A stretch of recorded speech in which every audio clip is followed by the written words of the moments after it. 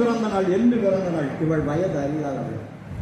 அவர் எதுக்காக சொல்கிறாருன்னா, காலத்தால் மூத்தது தமிழ் இல்லையா? அதைத்தான் அவர் வந்து பாரதியார் தன்னுடைய நடையில் வந்து இப்படி சொல்கிறார். ஆமாம், அவள் கடவுள் முருகன். பாரதி நான் சொல்றது பாரதியார் தான். பாரதியார் வந்து இப்படி சொல்றாரு. பாரதியார் ஏன் இந்த வார்த்தைகளை சொன்னாரு? நாம் எல்லாருமே தெரிஞ்சது, கல் தோன்றி மண் தோன்றா காலத்தை முன் தோன்றியது மூத்த தமிழ். இன்னைக்கு உலகத்தினுடைய மூத்த முதுமொழி தமிழ் தான். இன்னைக்கு எத்தனை மொழிகள் வேணாலும் சொல்லப்படலாம், எத்தனை மொழிகள் வேணாலும் பேசப்படலாம். நம்முடைய தமிழ் தான் உலகத்தின் மூத்த முதுமொழி. அது வந்து எந்த விதமான மாற்றுக்கருத்து கிடையாது. இன்னைக்கு வந்து உலகம் தமிழன், நம்ம ஒரு தமிழர்கள், நம்ம தமிழனுக்கா நம்முடைய தாயை நாம பேச சொல்றோங்கிறது இல்லை. உலகம் முழுவதும் வாழுகின்ற மொழியியல் ஆய்வாளர்கள் ஏற்றுக்கொண்ட ஒரு உண்மை. இது எங்கேருந்து தொடங்குதுன்னா, உலக நாகரிகத்தினுடைய முதல் தொடக்கம்னு சொல்லக்கூடியது வந்து கலப்பா மோஞ்சோதரா சிந்து சமவெளி நாகரிகம். இன்னைக்கு வித்வசுமா வந்து நம்ம எல்லாம் பாகிஸ்தானில் இருக்காங்க. அந்த பகுதி வந்து பாகிஸ்தானில் இருக்கு. அந்த சிந்து சமவெளி நாகரிகத்தில் வாழ்ந்த மனிதர்கள் ராமதாசர். அந்த சிந்து சமவெளியில் பேசப்பட்ட மொழி தமிழ். அந்த தமிழ் வந்து எங்கே இருக்குன்னா, ஆப்கானிஸ்தான் வரைக்கும், இன்னைக்கு இல்லை அன்றைக்கு ஆப்கானிஸ்தான் வரைக்கும் பரவி இருந்தது. இன்னைக்கு சீனாவின் செஞ்சீனாவினுடைய தென்பகுதியில் முருகன் கோவில் இருக்கிறது. தமிழ் கல்வெட்டு இன்னைக்கு உருவாகல, சீனாவினுடைய வரலாற்றில் அது இருக்குது. இன்னைக்கு சீனாவில் இருக்கிற நிறைய நோய் தீர்க்கக்கூடிய வைத்தியங்கள் இருக்கு இல்லையா, தமிழரிடமிருந்து கொண்டு போனவைகள் தான். ஆக ஒரு தமிழ் வந்து ஒரு எளிமையான மொழி, ஆனால் இனிமையான மொழி மட்டுமல்ல, காலத்தை வென்று வாழ்கின்ற மொழி. இந்த தமிழை வந்து நிலைநிறுத்தியதுக்கு வந்து நம்முடைய முன்னோர்கள் வந்து என்னெல்லாம் செஞ்சிருக்காங்கன்னு பார்த்தீங்கன்னா, முதல்ல வந்து என்ன செய்யறாங்கன்னா, தமிழ்ச்சங்கம் வந்து இது முதலாம் தமிழ்ச்சங்கம் உருவாது, ரெண்டாம் தமிழ்ச்சங்கம் உருவாகுது, மூன்றாம் தமிழ்ச்சங்கம் உருவாகுது. இந்த முதல் தமிழ்ச்சங்கம் வந்து மதுரையில் உருவாகவில்லை, தென் மதுரைன்னு தான் சொல்றாங்க. அந்த தென் மதுரை எதுனா, நம்முடைய திருநெல்வேலியிலிருந்து நாங்குநேரி தாண்டி போகக்கூடிய பகுதி தான் தென் மதுரை. இதுதான் வரலாறு. இதை வந்து நான் பெருமைக்காக சொல்லல. இது வந்து இன்னும் சொல்லணும்னா, கன்னியாகுமரி பக்கத்தில் போகும்போது அது கடல் சீற்றத்தால் அழிந்தது, சுனாமின்னு சொல்ல முடியாது. அந்த பேரலைகள்லாம் வந்து அந்த முதல் தமிழ்ச்சங்கம் வந்து அழிஞ்சு போச்சு. அந்த தமிழ்ச்சங்கத்தில் வந்து ஏறத்தாழ வந்து 50, அதாவது கண்டாதித்யன்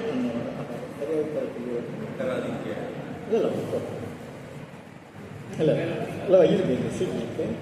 அது சொல்றது ஒழுங்காக சொல்லுவோம்.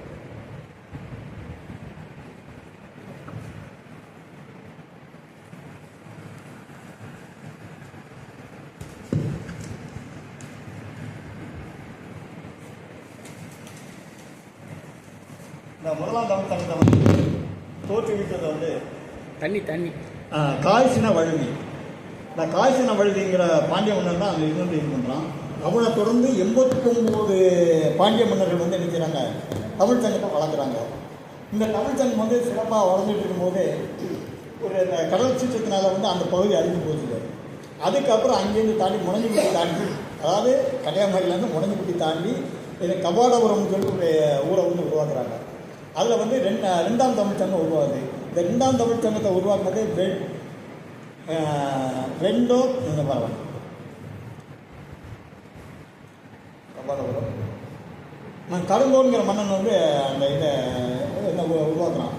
இது வந்து அவங்க காலத்தில் வந்து என்னென்னா, ஒரு கிபி 400லேருந்து அந்த ரெண்டாம் தமிழ்ச்சங்கம் வந்து உருவான மாதிரி ஒரு பழைய வரலாறு இருக்குது. இந்த தமிழ்ச்சங்கங்கள் இருந்த செய்தியை எது சொல்லுது அப்படின்னா, புலவர் நக்கீரனார் எழுதிய இறையனார் கலவியல் உரைங்கிற நூல் தான் வந்து இந்த 3 தமிழ்ச்சங்கங்களை பற்றி சொல்லுது.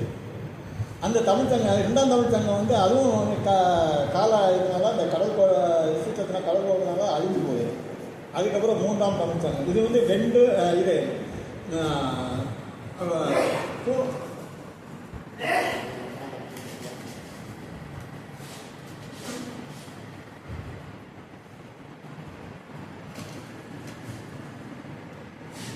முதல் திருமணம், அதாவது மூணாவது தமிழ்ச்சங்கத்தை, ஏன்னா அந்த ரெண்டாம் தமிழ்ச்சங்கம் அழியும் போதும் அந்த ஆள் தான் வந்து கடைசரமனை வந்து அந்த எழுதியிருக்கிறாரு. அந்த கடல் கொள்ளனால அழிஞ்சு அவங்க தப்பி பழுத்து நினைக்கிறாங்க. அப்படியே வந்து முதல் அந்த கடல் வந்து வெகு தூரம் தள்ளி வந்து தன்னுடைய பாண்டியனுடைய தலைநகர அரங்கு லட்சணம் வச்சு அந்த தமிழ்ச்சங்கத்தை வந்து உருவாக்குறாங்க. அப்படி அந்த தமிழ்ச்சங்கம் வந்து இன்னைக்கு இருக்கக்கூடிய மதுரையே நேரடியாக வரல, கூடலூர்னு சொல்லி மதுரை பக்கத்தில் ஒரு இது இருக்குது. அந்த இதுதான் முதலாக வந்து பாண்டியர்களுடைய தலைநகரமாக இருந்துச்சு. மூன்றாம் தமிழ்ச்சங்கம் உருவான இடமும் அதுதான் இருக்கு ஆட்சி. இந்த மூன்றாம் தமிழ்ச்சங்கம் அங்கே உருவாகணும்னா அவங்க என்ன செய்கிறாங்கன்னா, இந்த மூன்றாம் தமிழ்ச்சங்கத்தில் அவங்களையும் வந்து என்ன செய்கிறாங்கன்னா 49 அரசர்கள் இந்த மூன்றாம் தமிழ்ச்சங்கத்தை வந்து வழிநடத்தி வராங்க. ஒவ்வொருத்தருக்கு மேலே ஒருத்தர் அவங்க வந்து 49 அரசர்கள் வந்து இந்த மூன்றாம் தமிழ்ச்சங்கம் நடந்துட்டு இருக்கும்போது இயற்கையான பஞ்சம், வறுமை, அடுத்தால வந்து பாண்டிய நாட்டினுடைய மீது ஆதிக்கம் செலுத்த விரும்பிய சேர சோழ பாண்டியர்களுடைய அந்த மன்னர்களுடைய ஒரு போட்டி பொறாமை, இதன் காரணமாக என்னன்னா தமிழ்ச்சங்கம் இயங்கவில்லை. தமிழ்ச்சங்கம் வந்து இதாகிட்டு இங்கேருந்து புலவர்கள்லாம் வேறு வேறு தன்னுடைய படைப்புக்காக வயிற்று படைப்புக்காக வெவ்வேறு பகுதிக்கு குடியிருக்காங்க. இது தமிழ்ச்சங்கத்தினுடைய இதில் வந்து நிறைய ஒவ்வொரு தமிழ்ச்சங்கத்துக்கும் நிறைய சொல்லலாம். இந்த சங்கங்கிற வார்த்தை வந்து தமிழில் இயல்பாகவே கிடையாது. இந்த சங்கம் என்ற வார்த்தையை நமக்கு தந்தவர்கள் சமணர்கள். சமணர்களை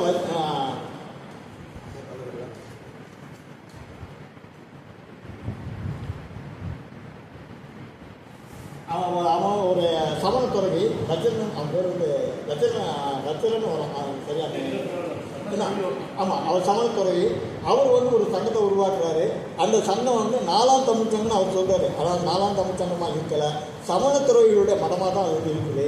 அவர் தான் அந்த சங்கம் என்ற வார்த்தையை முதலாக பயன்படுத்துகிறார். இந்த 3ஆம் தமிழ்ச்சங்க காலத்தில் தான் என்ன செய்கிறாங்கன்னா, மருதகுடி மாங்குடி மதனாருங்கிற நம்ம சங்கரமொழி பக்கத்தில் தான் அவர் இது இருக்குது. அவர் வந்து அந்த சங்கத்தினுடைய தலைவராக இருக்கார். அந்த 3ஆம் தமிழ்ச்சங்கத்தினுடைய அரசு புலவராக இருக்கிறனால அவர் என்ன செய்கிறாருன்னா, இந்த சங்க இலக்கியம்னு நம்ம இன்றைக்கி சொல்லிட்டு இருக்க முடியாது. இந்த சங்க இலக்கியங்கள் வந்து சங்க காலத்தில் எழுதப்பட்டவர்கள் அல்ல. முதல்ல அதை நம்ம நல்லாவே தெரிஞ்சுக்கணும். சங்க காலத்தில் தொகுக்கப்பட்டவர்கள் தான். அதாவது எப்படின்னா, ஒவ்வொரு வீட்டுக்கு வீடு கல்வியர் இருக்க மாதிரி அன்றைக்கி வந்து வீட்டுக்கு வீடு தமிழ் ஆர்வலர்கள் இருந்தாங்க.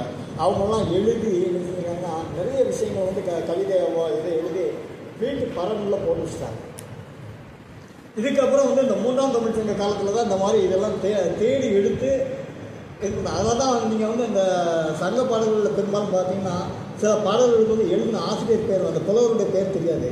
அவர்களுடைய ஏதாவது ஒரு அடையாளம் இருக்கும். உப்பு வணிகர், இந்த மாதிரி ஏதாவது சின்ன சின்ன அடையாளங்கள் இருக்கும். அந்த அடையாளங்களை வச்சு தான் அவங்க சொல்லுவாங்க.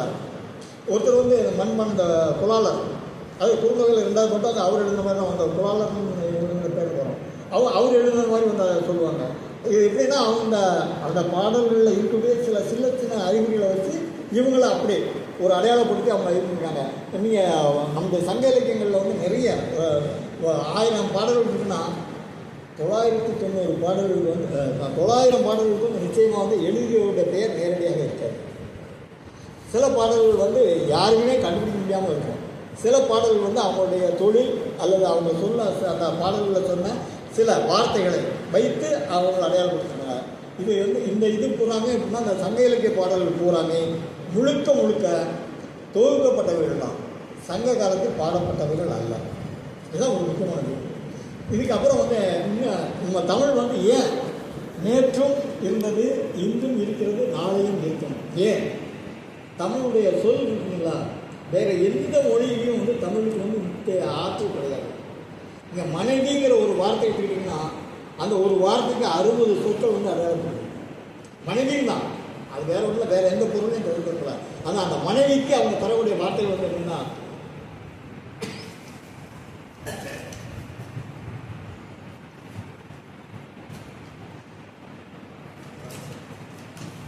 மனைவிங்கிற வார்த்தைக்கு வந்து துணைவி, கடாகி, கண்ணாடி, சத்பாரியா, துணிகை, வல்லடி, வீட்டாள், ஆயந்தி, ஊடை, இப்படி வந்து ஒரு 60 வார்த்தைகள் வந்து மனைவிங்கிற ஒரு சொல்லுக்கு மட்டும் இருக்கு. உலகத்தில் வேற எந்த மொழிக்கும் கிடையாது. ஆங்கிற ஒரு வார்த்தை தண்ணி குடிச்சுக்கோங்க. இந்த ஆறுன்னு நம்ம சொல்றோம் இல்லையா, அந்த ஒரு சொல்லுக்கு 8 பொருள் இருக்கு. இந்த ஆ அப்படிங்கிற ஒரு சொல்லுக்கு மட்டும், ஆங்கிற ஒரு சொல்லுக்கு மட்டும் 8 வார்த்தைகள் இருக்கு. உலகத்தில் வேற எந்த மொழியும் கிடையாது. இதுதான் தமிழ். அதனால தான் தமிழ் வந்து நீங்கள் திருக்குறள் எடுத்துருங்க. திருக்குறள் வந்து நம்ம எல்லாருமே சொல்லக்கூடிய 2000-3000 ஆண்டுகளுக்கு முன்னால் வந்து எழுதப்பட்ட ஒரு இதுன்னு சொல்லுவோம் இல்லையா.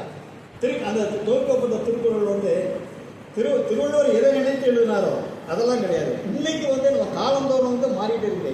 மணக்குறவரை வந்து பரிமளவரிலிருந்து, மூவாலிருந்து, பாவாணர்லேருந்து, நம்முடைய கலைஞர்லேருந்து, நேற்று நம்முடைய வைரமுத்தில் வரைக்கும் வந்து என்ன எழுதியிருக்காங்க, கிட்டத்தட்ட ஏறத்தாழ வந்து ஒரு திருக்குறள் வந்து எழுதிட்டாங்க. திருக்குறளுக்கு ஒரே எழுதிட்டாங்க. ஒவ்வொருத்தரும் அவங்கவுங்களுடைய பாணியில் எழுதியிருக்காங்க. இப்போ இந்த மணக்குறவர் வந்து எழுதுவது வந்து ஒன்றும் இல்லை. மழித்தலும் நீட்டலும் வேண்டாம் உலகம் பழித்து ஒழித்து நீ சாமியாராக போனோம்னா, மணக்குறவர் முதல்ல ஒரே எழுதுனவர் என்ன சொல்கிறாருன்னா, நீ வந்து சாமியாராக போகணுன்னா மொட்டடிக்கணும்னு அவசியம் இல்லை, தலைமுடி வளர்க்கணும் இல்லை, நீ சாமியாராக போயிட்டுங்கிற எண்ணம் உனக்கு வந்தாலே போதும் அப்படிங்கிறத அவர் சொல்கிறாரு. இதை ஒவ்வொருத்தரும் ஒவ்வொரு பாணியில் மாற்றி வர்றாரு. கலைஞர் சொல்லும்போது என்ன சொல்கிறாருன்னா, அவர் இந்த சாமியாருங்கிற வார்த்தை சொல்கிறார், நீ இந்த உலகத்துக்கு நல்லவனாக இருக்கணும்னா வேஷம் போடாத, அது மட்டும் போடுறது. அப்போ திருக்குறளுடைய எந்த சொல்லும் மாறவில்லை, எந்த எழுத்தும் மாறவில்லை, திருக்குறளுடைய எந்த அமைப்பும் மாறவில்லை. ஆனால் காலத்திற்கு தந்தால் அது வந்து பொருள் மாறிட்டு இருக்கு. இருள் சேர் இருவினையும் சேரா இறையும் பொருள் சேர் பொருள் புரிந்தால் மாட்டோம். அந்த இருவினைக்கு வந்து எழுதுறாங்கன்னா முந்தைய வினை பிந்தைய வினை இதெல்லாம் சொல்லி வச்சுருக்காங்க. இன்றைய காலகட்டத்தில் நாம் என்ன சொல்கிறோம்னா, அந்த இருவினை இல்லையா, நீ வெற்றி பெற வேண்டும் என்றால் உன்ன தயக்கமும் இருக்கக்கூடாது, அச்சமும் இருக்கக்கூடாது. அந்த இரு வினைகளையும் நீ அகற்றிவிட்டால் நீ வந்து சிறப்பு பெறலாம். இது வந்து காலத்துக்கு தந்தாலும் அவங்க வந்து எழுதிட்டு இந்த திருக்குறள் இந்த பொருளை மாற்றி தர முடியுது. அதனால்தான் திருக்குறள் வந்து அன்று எழுதியது இன்று வரை எழுத்து மாறவில்லை, அமைப்பு மாறவில்லை. ஆனால் நான் அந்த மேகத்தை பார்க்கும்போது, நீங்கள் பார்க்கும்போது அதை வந்து குதிரை மாதிரி இருக்கும், நான் பார்க்கும்போது யானை மாதிரி இருக்கும், இவங்க பார்க்கும்போது வந்து ஒரு படகு போயிட்டு மாதிரி இருக்கும். ஆனால் மேகம் ஒன்று தான். அதே மாதிரி திருக்குறள் ஒன்று தான். நம்முடைய பார்வைகளுக்கு தகுந்தால் அது என்ன சொல்லுது, பொருளை இடநிறுத்தி தருகிறது. இதுதான் தமிழின் சிறப்பு, இதுதான் தமிழ். இந்த தமிழைத்தான் நாம் கொண்டாடி கொண்டிருக்கின்றோம். நாம் பிற மொழிகளை கற்றுக்கொள்ள வேண்டும், மாற்றுக்கருத்து கிடையாது. வீடுகளில் நம் பள்ளிகளுக்கு வந்து நம்முடைய குழந்தைகளை வந்து அனுப்புகிறோம். அவங்க வந்து ஆங்கிலமோ பிற மொழிகளோ படிக்கணும். அதில் தவறே கிடையாது. கண்டிப்பாக வந்து இந்த உலக வாழ்க்கைக்கு தேவை. வீட்டில் தயவு செய்து தமிழில் பேசி பழக சொல்லுங்கள். அம்மி மம்மி வேண்டாம், அம்மி மம்மி வேண்டாம்.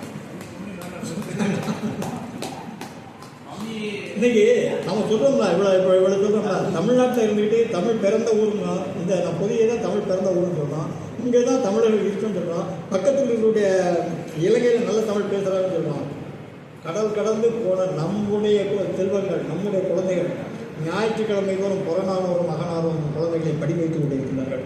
விளையாட்டுக்காக சொல்லலை, நீங்கள் நெட்டுக்குள்ளே போனீங்கன்னா நிறைய விஷயங்கள் தெரிஞ்சுக்கலாம். நம்முடைய குழந்தைகளை நம்ம வந்து அகநானூறு புறநானூறு இது இருக்கின்றதே இல்லை, நம்ம அதை பற்றி நினைக்கிறதே இல்லை. அது என்ன சொல்லியிருக்குன்னே தெரியல. அகநானூறும் புறநானூறும் தமிழனுடைய வீரத்தமிழ் சொல்லலை, எந்த ஜாதியையும் சொல்லலை. ஆனால் தமிழன் வாழ்ந்த முறைகளை சொல்லுகிறது. இந்த ஜாதி இந்த ஜாதின்னு இந்த அகநானூறும் புறநானூறும் சொல்லலை, தமிழ் சங்க இலக்கியங்கள் எதுவுமே சொல்லலை. ஆனால் நான் வாழ்ந்த முறையை சொல்லுது.